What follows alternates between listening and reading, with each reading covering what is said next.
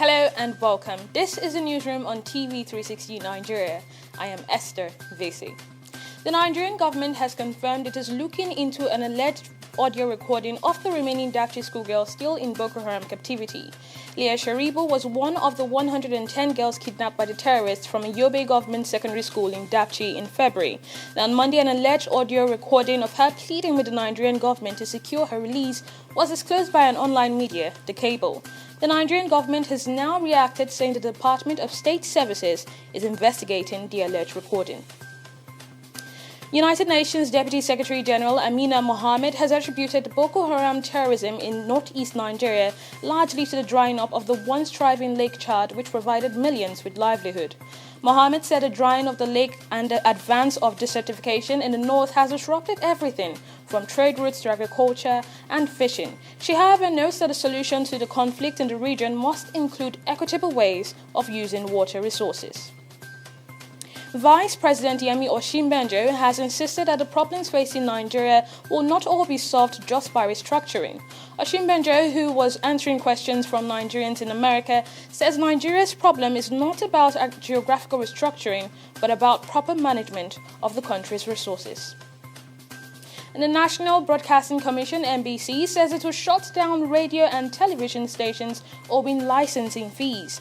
The Director General of the NBC, Ishak Modibo Kawu, says any broadcasting station that failed to come up with a payment plan before September 15 would be shut down. He also revealed that some broadcasting stations owe 4.3 billion naira. UK's Prime Minister Theresa May says she will support South Africa's land reform program on the condition that it is carried out legally.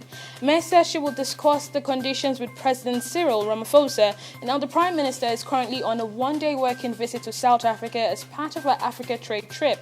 She's expected to visit Nigeria on Wednesday. United Nations human rights experts believe war crimes may have been committed by all parties in the conflict in Yemen. In their first report, the alleged Yemeni government forces, the Saudi-led coalition backing them, and rebel Houthi movement have made little effort to minimize civilian casualties. They point to the bombing and shelling of schools, hospitals, and markets in which thousands of people have died. Now, the experts will present their report to the United Nations Human Rights Council next month. France says it killed a top official from Islamic State's affiliate in West Africa in an operation in Mali that also killed another member of the group and 2 civilians. The Defense Ministry named the official as Mohamed Al-Mona, saying he was one of the top officials in the Islamic State in the Greater Sahara. Now, the ministry did not name the second member of the group but was killed, but noted 2 civilians were also killed. Manchester United have made their worst league start in 26 years after a 3-0 defeat to Tottenham Hotspur on Monday. It is the first time since the 1992-93 season that Manchester United have lost 2 of their first 3 league matches. Now, the Red Devils are now 13th on the Premier League table after conceding 7 goals in 3 matches. They are also 6 points off the top of the table.